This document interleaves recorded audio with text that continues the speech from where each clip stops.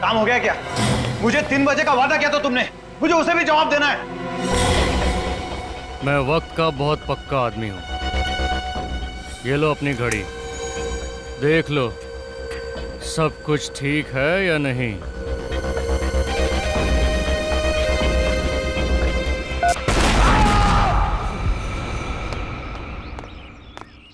अरे भैया संभाल के, धीरे धीरे। देखो इसमें मेरी बहुत महंगी क्रॉकरी है, पढ़ो। ग्लास हैंडल विथ केयर, संभाल के लेके जाओ। चिंता मत कीजिए मैडम जी, कुछ नहीं टूटेगा। अरे चिंता कैसे ना करूं?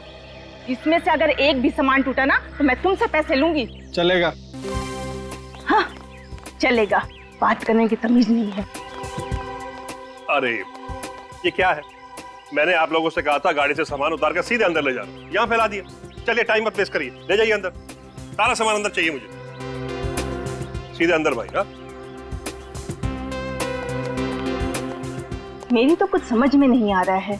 अब क्या हुआ मिलानी? मुझे ऐसा लग रहा है कि इसमें कुछ सामान ज्यादा है। मिलानी तुम भी ना हमेशा परेशान रहती है। ये सारा सामान हमारा ही है। मगर ऐसे चलो चलो अभी अंदर चलो। कमाल करती हो तुम भी। अब मैं मुफ्त में कोई सामान क्यों देगा? तुम कभी मेरी बात नहीं सुनोगे। हद। तो इसमें गलत क्या कहा? बस मिलानी, जब देखो तुम मेरे से झगड़ा करने का बहाना ढूंढती रहती हो। अब बहस बंद करो और ये सब सामान समेटो। जिसको जहाँ रखना रखो। हाँ हाँ मुझे पता है, मुझे ही सब करना है। ये उठाओ, वहां रखो। वहाँ रखो।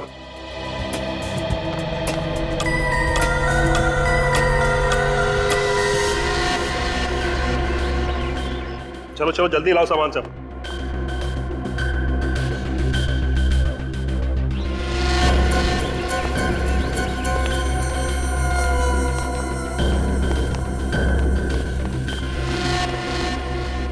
ठीक से खोला उसे।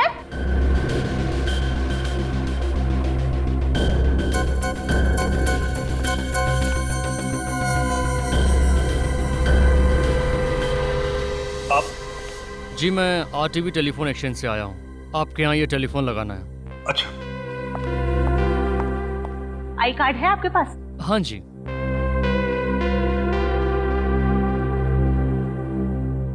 चलो छोड़ो, अब आइए मेरे साथ। टेलीफोन बेडरूम में लगा दो, आइए। जी। अरे घड़ी क्या देख रही हो, काम करो जल्दी। ना काम पड़ा है। मिलानी ये तो कह रहा है कि बेडरूम में टेलीफोन का कनेक्शन खराब हो गया है, फोन यहीं हॉल में लगेगा। बेडरूम का कनेक्शन खराब है? जी मैडम। नहीं नहीं, हॉल में फोन मत लगाना। जब भी फोन बजेगा मुझे ही उठाना पड़ेगा। बेडरूम का कनेक्शन आज ही ठीक कर दो। माफ कीजिएगा मैडम, आज तो हो नहीं पाएगा।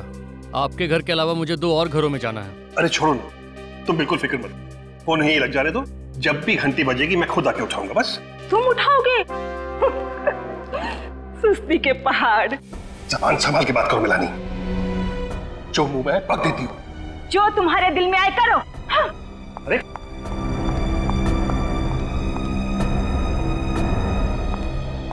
छोड़िए, कुछ भी बक देती है।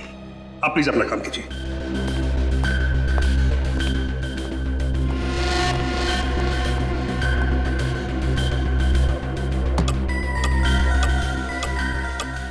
अब थोड़ा ही सामान बचा है, इसे कल सजाएंगे। जी। मिलानी तुम बिल्कुल फिक्र मत करो, हमारे पास वक्त ही वक्त है, आराम से सजा लेना। हाँ तुम तो बोलोगे ही, आखिर घर तो हमें ही सजाना है ना। तुम फिर से शुरू हो गई ना? क्यों, सच्ची बात कड़वी लगी? तुमसे तो बात करना ही बेकार है। हाँ, मैंने कहा ना, इनका कुछ नहीं हो सकता। रीमा, तुमने घर के सारे खिड़की दरवाजे बंद कर लिए ना? जी मैम साहब। ठीक है, तुम जाओ सो जाओ, मैं भी सो जाती हूँ। जी।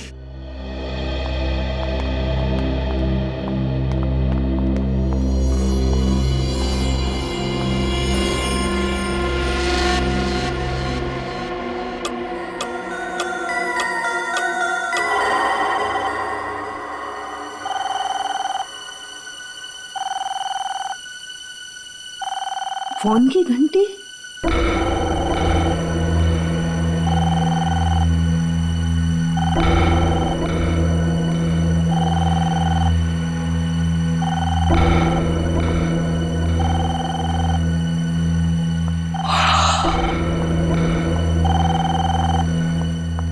फोन लगाया नहीं कि फोन बजना शुरू। अभी तक तो पड़ोसियों से भी जान पहचान नहीं हुई। इतनी रात को किसका फोन हो सकता है? हेलो? मिलानी, मिलानी, ये क्या हो गया? सब खत्म हो गया। मिलानी, काश काश मैं गया होता वो फोन उठाने, तो ये सब कुछ नहीं होता। मिलानी, तुम जैसी भी थी मेरी पत्नी थी। मिलानी, तुम मेरी पत्नी थी। कैसे हुए इसे? कुछ नहीं पता साहब। मैं और मिलानी बेडरूम में सो रहे थे, फिर अचानक फोन की घंटी बजी। मिलानी फोन उठाने गई, फिर अचानक जोर से धमाका हुआ। मेरी नींद खुली, भागता बाहर आया, तब तक सब कुछ खत्म हो चुका था। खत्म हो चुका था सब कुछ। आप उस वक्त बेडरूम में थे? जी हाँ। और आप कहाँ थी? मैं रसोई घर में थी साहब, मैं भी सो ही रही थी।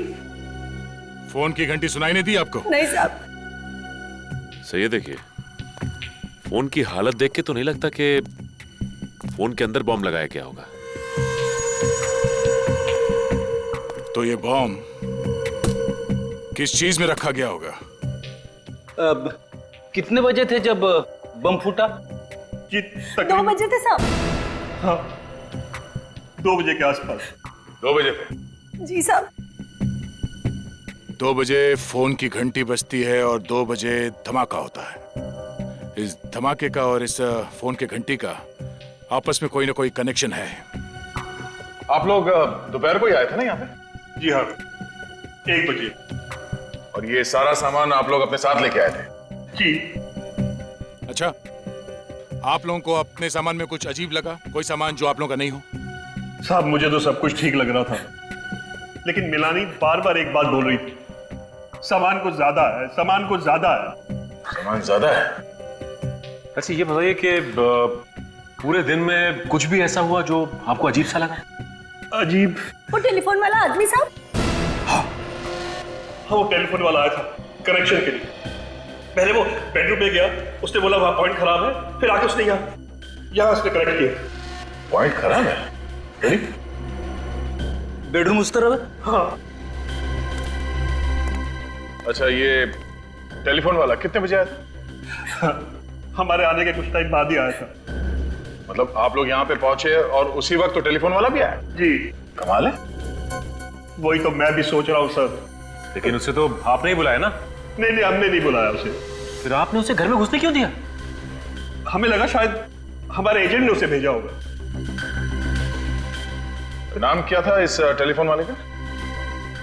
नाम? सर, टेलीफोन वाले ने झूठ बोला था सर। बेडरूम का कनेक्शन एकदम ठीक ठाक है। ओह, मतलब वो टेलीफोन वाला यहाँ बॉम्ब रखने के लिए आया था? हाँ सर, और ये सारी की सारी साजिश पहले से ही रची गई थी। 2 चीजों का पता करना होगा। एक तो ये बॉम्ब किस चीज में रखा गया था, और दूसरा वो फोन कॉल किसने किया था। आप जरा अपने एजेंट का नाम और सेल नंबर दीजिए हमें। इस बार हम 3 महीने का किराया एक साथ ही लेंगे। यस। हम लोग सीआईडी से। जी कहिए, क्या मदद कर सकते हैं हम आपकी? रोज विला तुम लोगों ने किराए पर दिया है ना? रोज विला मड़ वाला? हाँ भाई, तुम दोनों ने ही किराए पे दिया था ना वो विला, प्रतीक और मिलानी को। हाँ, हमने ही किराए पे दिया था रोज विला, मगर प्रतीक और मिलानी को नहीं सर। अच्छा, एक मिनट, क्या कहा तुमने? प्रतीक और मिलानी को नहीं? नहीं सर। तुम लोगों ने ही दिया था ना 5 साल के किराए पर वो बंगला, वो रोज विला, प्रतीक और मिलानी को। ये कैसे हो सकता है सर?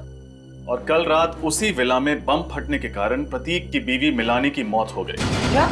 ये क्या कह रहे हैं सर आप? सच्चाई यही है। हम पर विश्वास कीजिए सर, हमारे पास सारे रिकॉर्ड्स हैं। रोज विला तो हमने कानपुर में रहने वाले महंत और नताशा को किराए पे दिया था। महंत और नताशा को? हाँ सर। और सर, आप जिस प्रतीक और मिलानी की बात कर रहे हैं ना, उनको तो हमने मालवनी का लाल महल किराए पर दिया था। करण, तुमने क्या गड़बड़ी कर रखी यार? सारे पेपर तो तुमने ही बनवाए थे ना। अभी तुम मुझे जवाब दो। सर, मुझसे ही गलती हो गई शायद। दोनों लोग एक ही दिन मुंबई आ रहे थे और दोनों को घर लेने की इतनी जल्दी कि बंगलो देखे बगैर डील पक्की कर दी। बकवास मत करो। आजकल के जमाने में कोई प्रॉपर्टी देखे बिना डील करता है क्या? और इस केस में एक नहीं दो लोग, प्रतीक और महंत, बिना घर देखे वहां रहने चले जाएंगे। सर उन्होंने कहा कि वो किसी समस्या में उलझे हुए हैं, वो बंगला देखने नहीं आ सकते और अच्छा किराया भी देने के लिए तैयार थे, इसलिए हमने भी ज्यादा सवाल नहीं पूछे। सर इसीलिए कागजात बनाते वक्त मुझसे गलती हो गई और जल्दबाजी में बंगलों की अदला बदली हो गई। जल्दबाजी में बंगलों की अदला बदली हो गई। और वो बॉम्ब, रोजविला में जो बॉम्ब था, उसके बारे में क्या जानते हो? सर उस बम विस्फोट के बारे में हम कुछ नहीं जानते। ये रोजविला का असली मालिक कहाँ है? सर वो बेंगलोर में रहते हैं, वो पार्टी से मिले भी नहीं, उन्होंने पेपर साइन करके भिजवा दिए। ये कैसे समझौता है? बंगलों का मालिक किराएदार की जांच पड़ताल नहीं करता है, किराएदार बंगलो देखे बिना वहां रहने चला जाता है, ऐसा कभी होता है क्या? और एक बात बताओ, वो टेलीफोन वाला जो रोजविला में गया था, तुमने ही भेजा था उसे? नहीं सर। तो फिर किसने भेजा? सर रोजविला में तो टेलीफोन का लाइन हमने 15 दिन पहले शुरू कर दिया था, तो हम क्यों भेजेंगे टेलीफोन लाइन वाले को? तुम्हें कुछ नहीं मालूम है, सब पता चल जाएगा। सर ये रोज विला में महंत और नताशा रहने जाने वाले थे, तो इन लोगों से भी पूछताछ कर ही लेते हैं सर। हाँ मिलते हैं महंत और नताशा से, लेकिन अभिजीत पता लगाना पड़ेगा ये टेलीफोन वाला है कौन जो रोजविला में गया था। किस लिए गया था ये रोजविला में टेलीफोन वाला? राकेश ये कुल मिलाकर 50 डिफॉल्टर्स हैं। एक काम करो, इन सब के पास एक आखिरी नोटिस भेजो और उसके बाद इनकी लाइन डिस्कनेक्ट कर दें। ठीक है सर।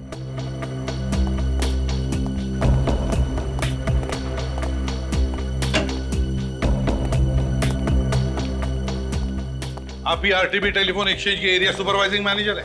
जी मेरा नाम विवेन है सर। देखिए हम लोग सीआईडी से, रोजविला मड आइलैंड में एक औरत का खून हुआ है और उसी सिलसिले में हम आपके एक कर्मचारी से मिलना चाहते हैं। वो कर्मचारी कल इस रोजविला में गया था एक नया टेलीफोन एक्सचेंज करने के लिए। सर आप किस कर्मचारी की बात कर रहे हैं? उसका नाम तो हमें नहीं मालूम, लेकिन इन्होंने उसकी शक्ल देखी थी। एक मिनट सर। मड आइलैंड के रोजविला में कल किसको नए कनेक्शन के लिए भेजा था? क्या 2 हफ्ते पहले नया कनेक्शन लग चुका है और लाइन चालू है? किसे भेजा था वहां पर? चंदर को। ठीक है उसे अंदर भेजो। साहब ये हमें मालूम था कि रोजविला में 2 हफ्ते पहले ही एक नया कनेक्शन हो चुका है और फोन चालू है, इसीलिए हम इस कर्मचारी से, इस चंदर से मिलना चाहते हैं। आपने मुझे बुलाया सर? हाँ चंदर, ये लोग तुमसे मिलना चाहते हैं। साहब ये वो आदमी नहीं है जो कल रोजविला में आया था। ठीक से याद है ना तुम्हें? ये वो आदमी नहीं था? नहीं साहब ये वो आदमी नहीं था, मैडम ने उसका आईडी भी चेक किया था। ये वो आदमी नहीं है? ये चंदर नहीं है? तो फिर चंदर जी तुम्हारे नाम पर कोई और कैसे गया था रोजविला में नया टेलीफोन कनेक्शन करने के लिए? कैसे गया था कोई और? क्यों? क्या तुमने तुम्हारा आइडेंटिटी कार्ड किसी और को दिया था? दिया था या नहीं? बताओ तुम्हारा आई कार्ड बताओ, बताओ तुम्हारा आई कार्ड। नहीं सर।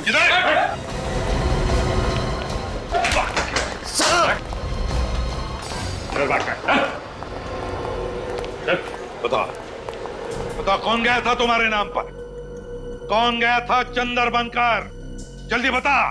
सब मुझे उसका नाम नहीं मालूम साहब। कैसे नहीं मालूम? जल्दी बता, बता कौन है वो? क्या जानता है उसके बारे में तू? मैं उसे ज्यादा नहीं जानता साहब, बस सिर्फ 1 हफ्ते से मैं उसे टेलीफोन एक्सचेंज के बाहर देखता था साहब। उसने मुझसे दोस्ती की, अपना प्लान बताकर मुझे अच्छे पैसे दिए साहब, ताकि मेरा मुंह बंद रहे। और क्या जानता है उसके बारे में? वो मुझसे मिलने के बाद अक्सर रिक्शा पकड़ता था साहब। रिक्शा पकड़ता था? और क्या कहता था रिक्शा वाले को? कहाँ जाना है कहता था? चारको।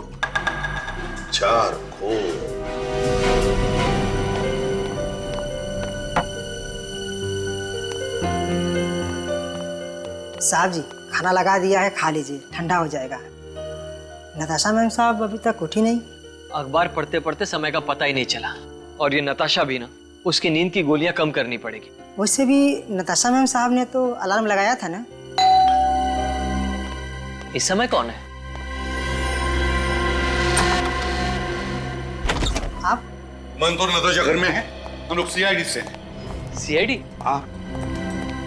कहिए, मैं ही महंत हूँ। देखिए, रोज विला में जो वारदात हुई है उसके बारे में पूछताछ करने आए हम लोग। हाँ, अमित ने सब कुछ बताया मुझे उसके बारे में। स्टेट एजेंट अमित ने सब कुछ बताया? जी। आप जरा ये फोटो देखिए, इन दोनों में से किसी को जानते हैं आप?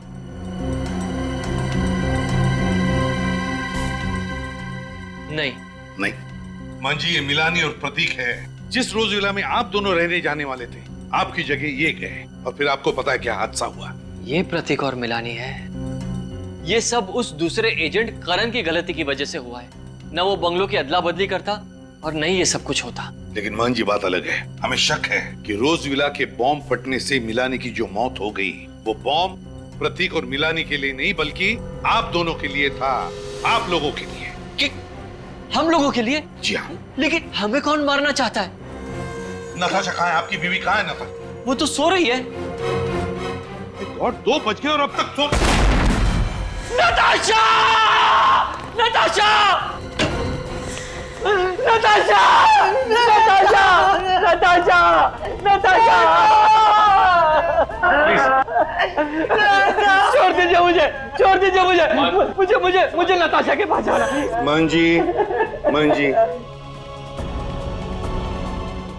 थोड़ा आप नताशा के पास नहीं जा सकते। अगर आप गए तो कोई एविडेंस होगा तो नष्ट हो जाएगा। प्लीज, हम आपका दुख समझेंगे। प्लीज सचिन, फ्रेडी, देखो जरा गौर से, अच्छी तरह से देखो क्या मिलता है। नताशा।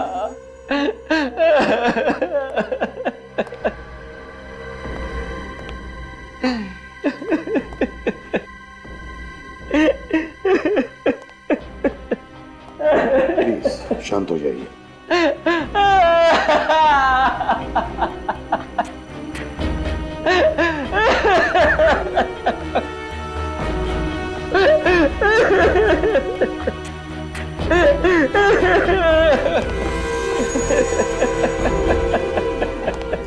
सर, घड़ी के टुकड़े, अलग अलग घड़ियों के।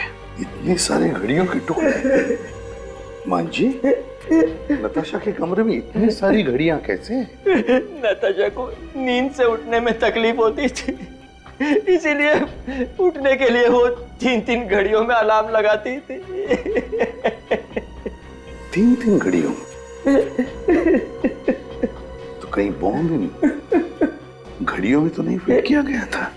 बात बताइए, क्या ये घड़ियां नताशा ने खरीदी थी? जी हाँ। कहाँ से खरीदी थी, आप बता सकते हैं? यही पास ही में एक दुकान है, नीड्स नाम की, वहीं से खरीदी थी। नीड्स? जरूर घड़ियों में कुछ गड़बड़ है। मिल गया। अरे साळुंखे, क्या पता चला? जरा हमें भी तो बता। अरे बॉस, सारा फर्नीचर इतना तहस नहस हो गया है कि मुझे फर्नीचर का एक एक टुकड़ा बहुत अच्छी तरह से चेक करना पड़ा, ये पता लगाने के लिए कि आखिर ये बम बना किस केमिकल से। ये देखो, ये है उस केमिकल का कार्बन चेन। कौन सा केमिकल है ये? सेस्पेक्स टॉक्सिन। सेस्पेक्स टॉक्सिन? हाँ, वैसे तो और भी केमिकल्स मिले हैं मुझे, लेकिन ये सेस्पेक्स टॉक्सिन केमिकल सबसे ज्यादा मात्रा में मिला। अब बॉस, ये सेस्पेक्स टॉक्सिन सबसे ज्यादा इस घड़ी पर मिला है। इतना ही नहीं, इस घड़ी पर मुझे उस बॉम्ब के डेटोनेटर के अंश भी मिले। इस घड़ी के टुकड़ों पर से? इसका मतलब है कि बॉम्ब घड़ी के अंदर फिट किया गया था। सर, कहीं ये घड़ी भी उन सामानों में से तो नहीं जिसे मिनाली ज्यादा सामान कह रही थी? हो सकता है। फ्रेडी, सचिन, काम करो, ये घड़ी के जितने भी टुकड़े हैं इन्हें जोड़ने की कोशिश करो। अब समझ में आ रहा है सर। जैसे इस घड़ी में 2 बजे इस घड़ी के अंदर रखा गया बॉम्ब ट्रिगर हुआ और फट गया। सर, ये कोई इत्तेफाक नहीं है कि रात 2 बजे फोन की घंटी बजती है, मिलानी उस फोन को उठाने के लिए हॉल में आती है और उसी वक्त बॉम्ब फट जाता है। हाँ अभिजीत, एक बहुत बड़ी साजिश है ये। बस पता लगाना चाहिए कि ये फोन किया किसने था, किसने किया था फोन। सर, मुझे तो इस काम वाली बाई पे शक है सर। उस टाइम से कहा था कि ठीक 2 बजे धमाका हुआ था, मगर उसने कोई घड़ी नहीं पहन रखी थी, तो एग्जैक्टली धमाका कितने बजे हुआ उसे कैसे पता? इस काम वाली बाई से फिर से पूछताछ करनी पड़ेगी। लेकिन एक बात तो पक्की है कि बॉम्ब घड़ी में ही फिट किया गया था और जैसे ही घड़ी में रात के 2 बजे धमाका हो गया और मिलानी मर गई। एक बात और बात, ठीक ऐसा ही घड़ी वाला बॉम्ब सेम कॉम्पोजिशन का मुझे नताशा के घर के सामान में भी मिला है। और सर, इन दोनों बॉम्ब्स में से ये जो कीले, कांच और मेटल के टुकड़े मिले, ये तो किसी भी हार्डवेयर शॉप में से बड़ी आसानी से मिल सकते हैं।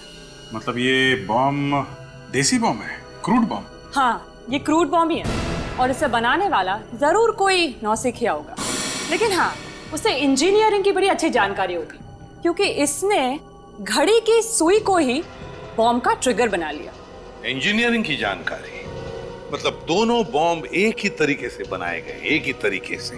पहला बॉम्ब फटा, मिलानी की मौत हो गई और बिल्कुल 24 घंटे के अंदर ही अंदर दूसरा घड़ी का बॉम्ब फटा और नताशा की मौत हो गई। लेकिन एक बात है, ये सब कुछ जो हुआ वो उस करण, उस स्टेट एजेंट की गलती की वजह से, उसकी गलती की वजह से घर की अदला बदली हो गई।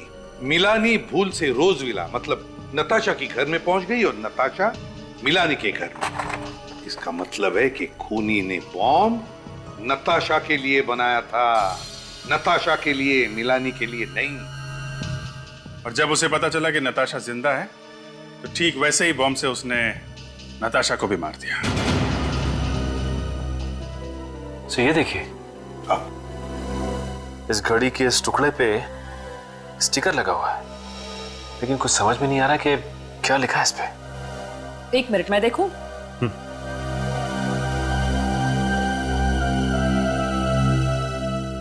हाँ, अब देखिए, कुछ कुछ नजर आ रहा है।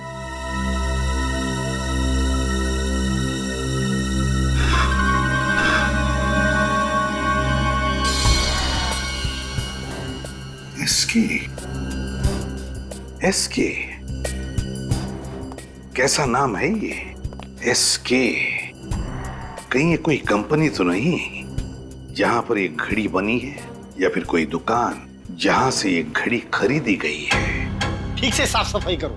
ये देखो कहां पे धब्बे लगे, पोंछो इसे। एक्सक्यूज मी, जी कहिए सर। जरा ये स्टिकर देख, एसके, ये आपकी दुकान का है? एसके, जी हाँ सर। सर ये स्टिकर तो मेरे दुकान का ही है सर। और तो और ये जो घड़ी का टुकड़ा है, इस घड़ी को तो मैंने पिछले हफ्ते ही बेचा था सर। आपकी इस घड़ी में एक हथियारे ने बॉम्ब फिट किया था और उस बॉम्ब के फटने से एक औरत की मौत हो गई। ये क्या कह रहे हैं सर आप? बिल्कुल ठीक कह रहे हैं। आपको याद है किसको बेची थी आपने ये घड़ी? हाँ सर, एक आदमी आया था सर इसे खरीदने के लिए। ये देखो, वो आदमी ये था। हाँ सर, ये तो वही आदमी है सर। अच्छा, इसका नाम पता कुछ मालूम है आपको? नहीं सर, ये तो नहीं पता। कुछ और बता सकते हैं इस आदमी के बारे में? हाँ सर, याद आ गया। घड़ी खरीदते वक्त वो किसी से फोन पे बात कर रहा था सर। किससे बात कर रहा था? सर ये तो पता नहीं। अच्छा, आपने उसकी बातें सुनी? क्या कह रहा था, कुछ याद है? वो चारकोप के बारे में कह रहा था। चारकोप? सर, इस चंदर ने भी तुम्हें बताया था कि टेलीफोन एक्सचेंज के बाहर जो आदमी उससे मिलने आता था, वो भी रिक्शा वाले से चारकोप भी चलने के लिए कहता था। चलो चारकोप चलते हैं, शायद ये आदमी हमें वहीं पे मिलेगा।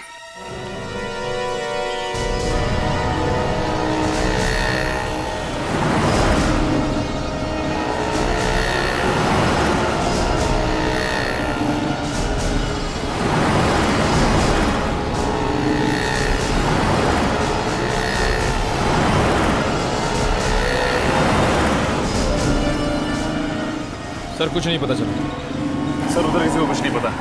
कमाल है। एक दुकान सामने है, उससे पूछते हैं।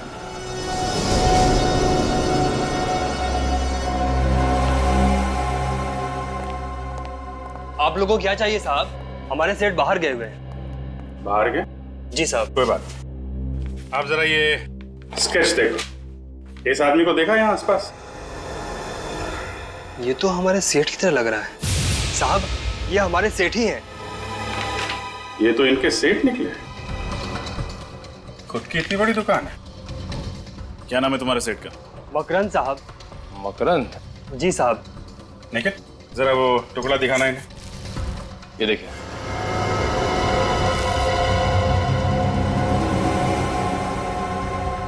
ये आपको कहाँ से मिला? अरे वाह, बड़ी जल्दी पहचान लिया तुमने इस घड़ी के टुकड़े को। जी साहब। तब तो तुम्हें यह भी मालूम होगा कि तुम्हारा सेठ क्या क्या गुल खिला रहा है। ये आप क्या कह रहे हैं साहब? मेरे कुछ समझ में नहीं आ रहा। समझ में नहीं आ रहा?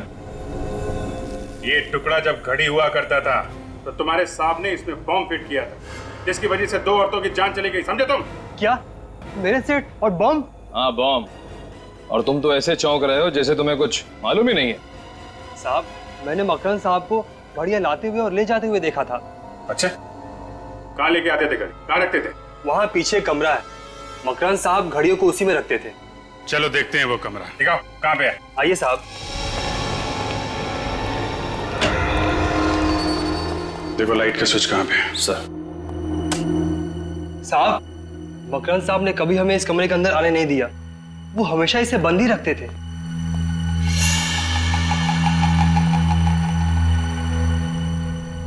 My God.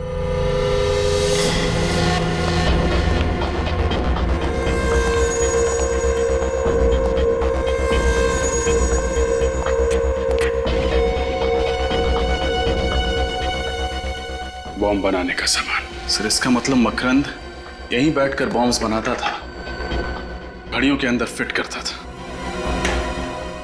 क्या ये सब? यहाँ इतना सब कुछ चल रहा था और तुम लोगों को कुछ पता नहीं चला? घड़ियां तो हमने देखी थी साहब, लेकिन उसके अंदर मकरंद साहब ने क्या हेरा फेरी की ये हमें मालूम नहीं पड़ा। सर, ये देखिए,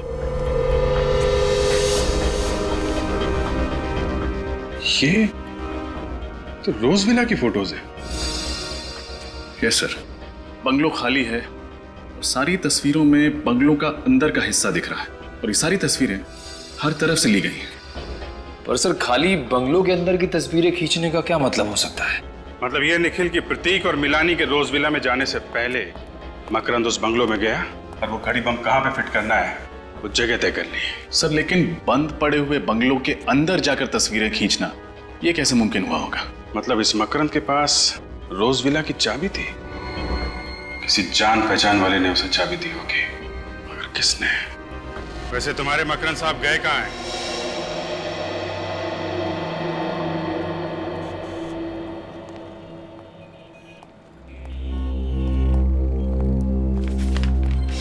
ये आप ही की दुकान का बिल है?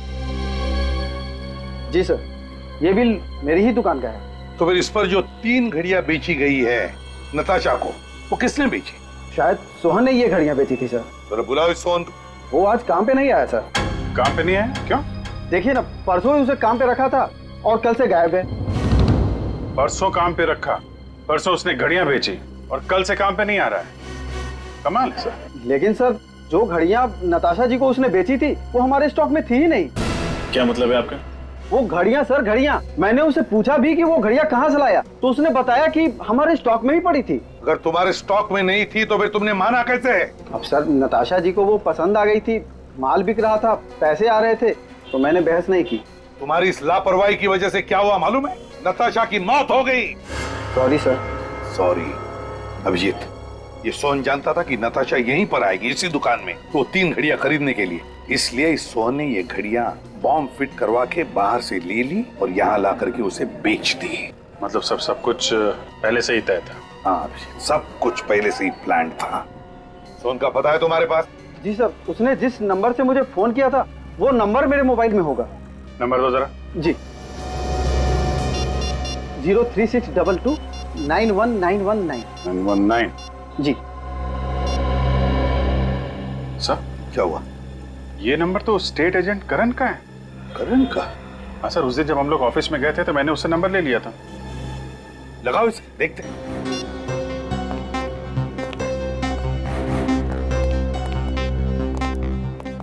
नहीं सर, फोन बंद आ रहा है। फोन बंद आ रहा है? सर, इसका मतलब करण और सोहन एक ही आदमी है और वो सोहन सिर्फ इसलिए बना था ताकि वो बॉम्ब वाली घड़ियां नताशा को बेच सके। हाँ अभिजीत, मुझे तो लगता है मकरंद को रोज विला की चाबी भी इसी करण ने दी और नताशा की मौत का कारण भी यही है। ये करण, इस करण को उठाते हैं।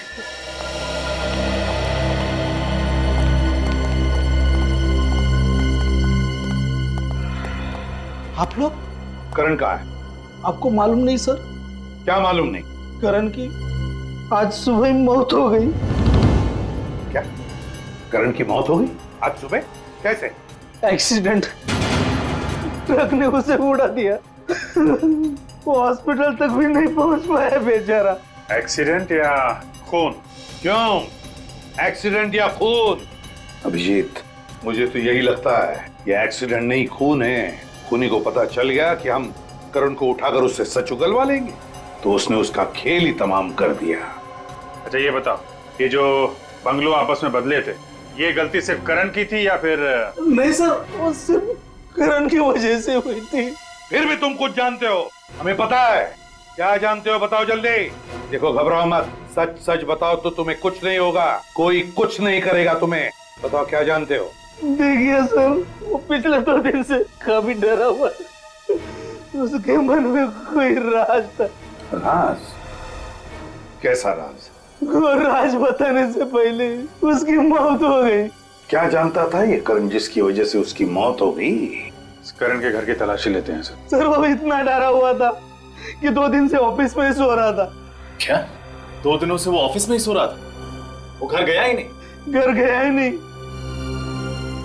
करण 2 दिनों से घर गया ही? ये क्या है अभिजीत? पिछली बार जब हम यहाँ आए थे तब तो ये पेंटिंग नहीं थी, है ना? हाँ सर, ये 2 दिन पहले ही खरीदी है। किसने? करण ने। 2 दिन पहले करण ने ये पेंटिंग खरीदी? 2 दिन पहले? है ना बड़ी अजीब बात। एक आदमी जिसके सिर पर मौत मंडरा रही है, जो 2 दिन से डर के मारे अपने घर नहीं जाता लेकिन ऑफिस में सोता है, वो आदमी 2 दिन पहले ये पेंटिंग खरीदता है। क्यों क्यों खरीदता है ये पेंटिंग? है अच्छी है पेंटिंग, लेकिन है क्या इसमें जो करण ने इसे खरीदी? खोलकर देखे क्या?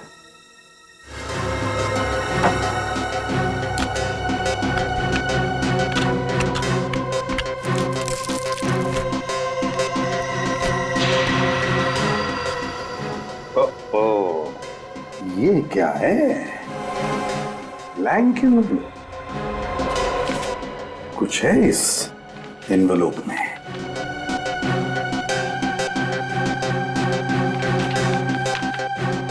माय गॉड, तो ये है वो राज जो करण जानता था और जिसकी वजह से उसकी जान चली गई, जिसकी वजह से नताशा का खून हुआ और जिसकी वजह से मिलानी मर गई।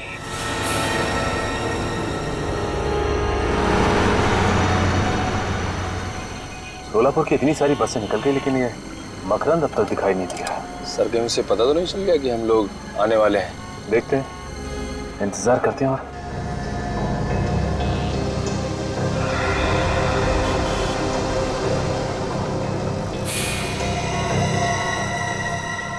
वो देखो निकल, चश्मे वाले के बगल में वो आदमी बिल्कुल मकरंद जैसा लग रहा है। हाँ सर, शायद ये मकरंद ही है। चलो जल्दी आओ।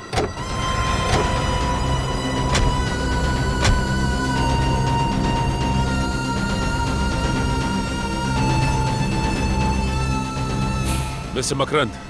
कौन हो तुम लोग, और मेरा नाम कैसे जानते हो? मकरंद बाबू, हम लोग सीआईडी से। सीआईडी? अगर आप लोग सीआईडी से हैं तो मैं इसमें क्या कर सकता हूँ? कुछ नहीं, हम ही करेंगे जो करना है। वैसे आपको याद होगा कि नताशा मिला नहीं और घड़ी बॉम्ब। ओह, तो आप लोगों को सब पता चल गया। लेकिन आप लोग मेरा कुछ बिगाड़ नहीं सकते, क्योंकि आप लोगों के पास मेरे खिलाफ कोई सबूत नहीं है। सबूत है मकरंद, सबूत है।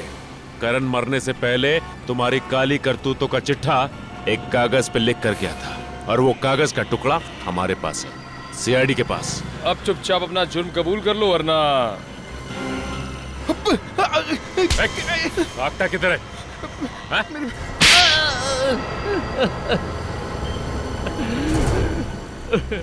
हाँ, मैं ही जिम्मेदार हूँ मिलानी, नताशा और करण के खून का। ये सारे खून तुमने किए क्यों? पैसों के लिए। करण को किसी तरह पता चल गया कि मुझे बॉम्ब बनाने आता है।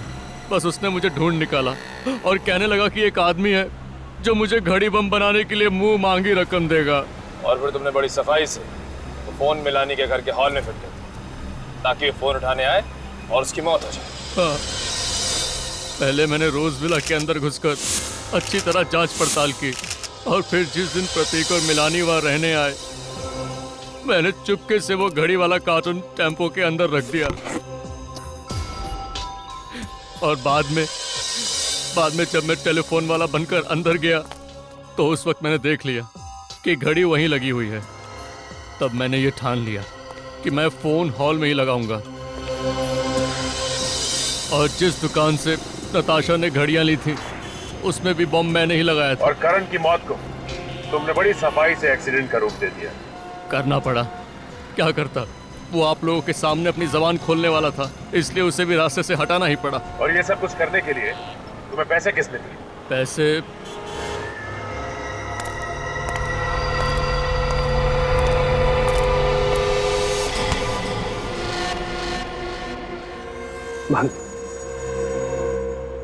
सारा प्लान चौपट हो गया है। सीआईडी ने पूरा खेल बिगाड़ कर रख दिया है, लेकिन मैंने अपना वादा पूरा किया। मैंने भी अपना वादा पूरा किया।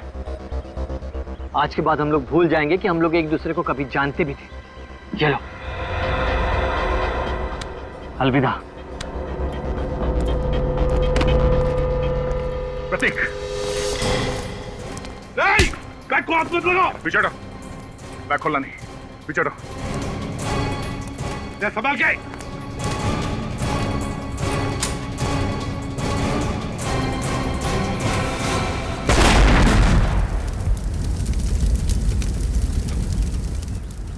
गद्दार, तूने मुझे मारने की कोशिश की। मैंने कुछ भी नहीं किया। ये सब इसी का किया हुआ है। झूठ बोल रहा है सर। दरअसल ये आप लोगों को भटकाने की कोशिश कर रहा है। प्लान इसी का था, इसी ने बनाया था। ये बोल रहा है साहब। मैं बता दूंगा। अरे कमाल कर रहा है। मैंने कुछ नहीं किया साहब। मेरा ये झूठ बोल रहा है। इसने क्या किया और क्या नहीं अभी पता चल जाएगा।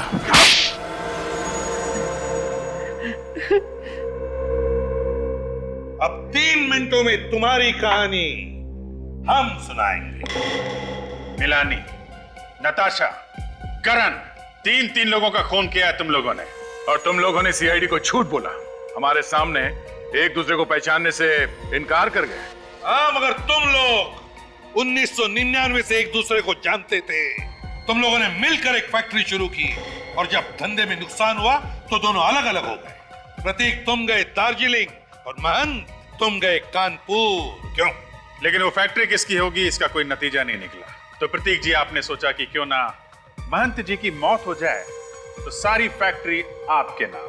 और फिर एक दिन अचानक तुम दोनों दोस्त बन गए और ये गहरी साजिश रची। और ये हमें कैसे पता चला? करण से। करण जो कई साल पहले तुम दोनों का नौकर हुआ करता था, उसी ने तुम दोनों का काला चिट्ठा लिख कर रख दिया कागज पर हमारे लिए, समझे? 3 मिनट खत्म। अब तुम लोग बोलोगे और हम सुनेंगे।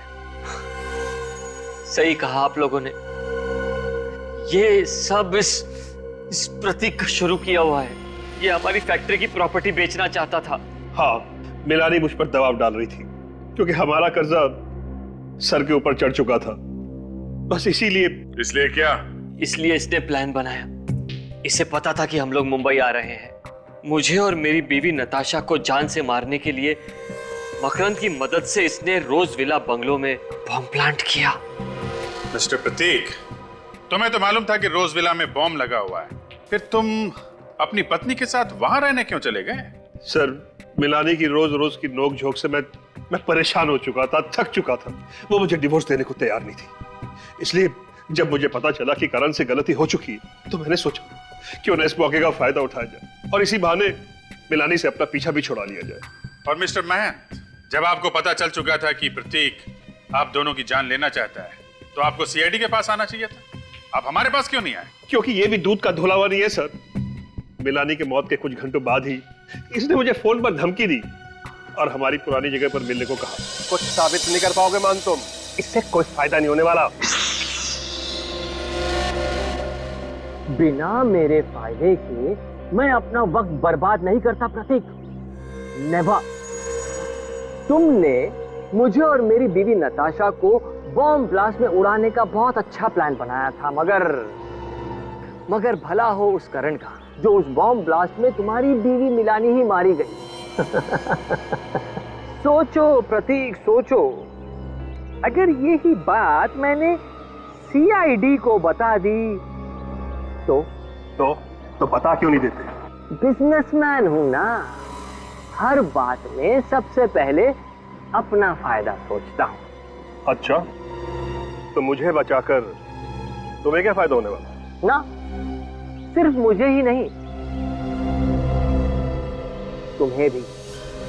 हम दोनों को बहुत बड़ा फायदा हो सकता है अगर तुम मेरा छोटा सा प्रस्ताव मान लो तो। कैसा प्रस्ताव? देखो प्रतीक, हम दोनों ने मिलकर पार्टनरशिप में बिजनेस शुरू किया था, ये सोचकर कि करोड़ों कमाएंगे, ऊंचाई तक पहुंचेंगे। आज हम लोग ऊंचाई तक तो पहुंच गए, मगर नीचे करोड़ों का कर्जा है। ये सारी मुसीबतें टल सकती है प्रतीक, अगर तुम मेरी बात मान लो तो। देखो मान, जो कहना है साफ साफ कहो।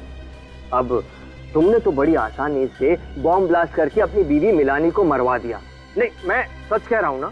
तुम कहना क्या चाहते हो मान? मैंने जानबूझकर मिलानी को मारा है? अब तुमने जानबूझकर मारा है या खैर छोड़ो इन बातों को, और मेरी एक छोटी सी और आसान सी बात सुनो। देखो, जिस तरह तुमने बॉम्ब ब्लास्ट में अपनी बीवी मिलानी को मारा है ना, ठीक उसी तरह तुम्हें मेरी बीवी नताशा को भी मारने में मेरी मदद करनी होगी। सिंपल। लेकिन इसमें मेरा क्या फायदा है? Yes, I knew it. ये हुई ना एक अच्छे बिजनेसमैन वाली बात। प्रतीक, मेरी बीवी नताशा का 50 करोड़ का इंश्योरेंस है। मेरी बीवी नताशा मर गई, फिर 25 करोड़ मेरे, 25 करोड़ तुम्हारे। तुम अपने रास्ते, मैं अपने रास्ते। और सीआईडी, उनका क्या? सीआईडी यार, सीआईडी को कैसे पता चलेगा? ये राज तो तुम्हारे मेरे बीच में है ना। ठीक है, मुझे मंजूर है। Good, very good. 24 घंटे का टाइम देता हूं। पैसा मेरा, दिमाग तुम्हारा। डन। 24 घंटे। और फिर मैंने मकरंद को फोन किया। बम बनाना मेरा खुफिया पेशा है। जब मुझे दुगने पैसे का लालच दिया गया तो मैं इनकार न कर सका। प्रतीक, तुम्हारे इस प्लान का मोहरा था करण, मगर तुम दोनों ने उसे ही मार दिया। हाँ, दरअसल महंत और मैं कर्ज में डूबे हुए थे। दोनों को पैसों की सख्त जरूरत थी और करण, उसको शक हो गया था कि ये हम दोनों की मिलीभगत है। प्रतीक, तुमने अपने फायदे के लिए करण का इस्तेमाल किया और मान तुमने प्रतीक का। नताशा की मौत के बाद ब्रीफकेस में बॉम्ब रख के तुमने प्रतीक को दिया ताकि ये ऊपर पहुंच जाए और इंश्योरेंस के 50 करोड़ रुपए तुम अकेले हजम कर जाओ। नहीं सर, इरादा तो ऐसा नहीं था। मैंने प्रतीक से कहा भी कि जब तक सीआईडी का मामला ठंडा नहीं हो जाता धीरज रख और इंश्योरेंस के पैसे आने का इंतजार कर, मगर इसने मेरी एक नहीं सुनी। अब इसके हिस्से के इंश्योरेंस के 25 करोड़ रुपए मैं अपनी जेब से तो दे नहीं सकता था, इसीलिए। वक्त के साथ खेलने का बड़ा मजा आता है ना तुमको।